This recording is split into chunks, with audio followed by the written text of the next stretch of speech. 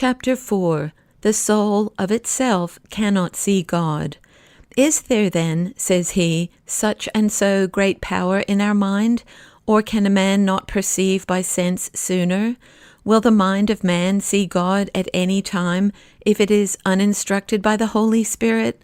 Plato indeed says, replied I, that the mind's eye is of such a nature, and has been given for this end, that we may see that very being when the mind is pure itself, who is the cause of all discerned by the mind, having no colour, no form, no greatness, nothing, indeed, which the bodily eye looks upon, but it is something of this sort, he goes on to say, that is beyond all essence, unutterable and inexplicable, but alone honourable and good, coming suddenly into souls well dispositioned, on account of their affinity to and desire of seeing him.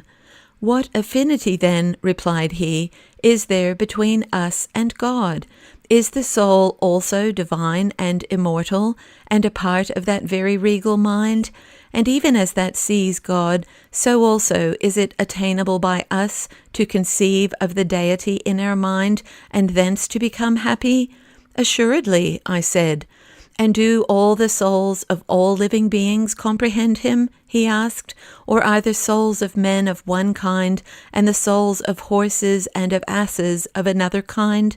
No, but the souls which are in all are similar, I answered. Then, says he, shall both horses and asses see, or have they seen at some time or other God? No, I said, for the majority of men will not, saving such as shall live justly, purified by righteousness, and by every other virtue. It is not, therefore, said he, on account of his affinity that a man sees God, nor because he has a mind, but because he is temperate and righteous?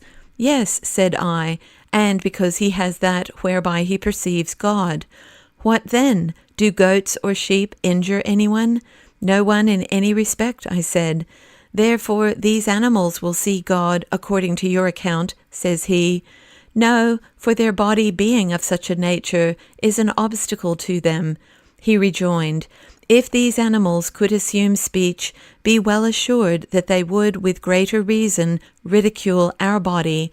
But let us now dismiss this subject, and let it be conceded to you as you say. Tell me, however, this.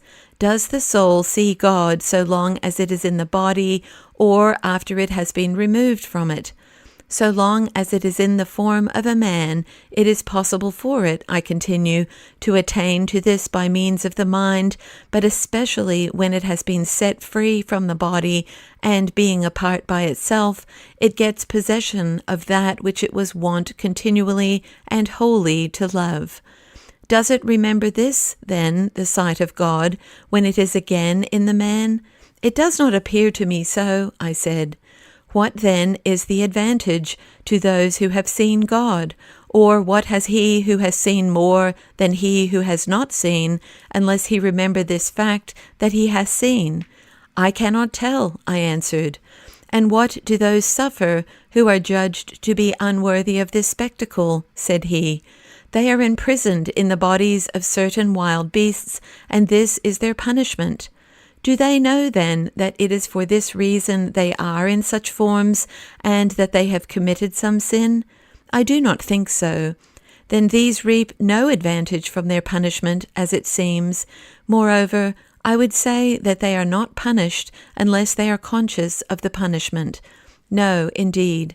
Therefore souls neither see God nor transmigrate into other bodies, for they would know that so they are punished, and they would be afraid to commit even the most trivial sin afterwards. But that they can perceive that God exists, and that righteousness and piety are honourable, I also quite agree with you, said he. You are right, I replied.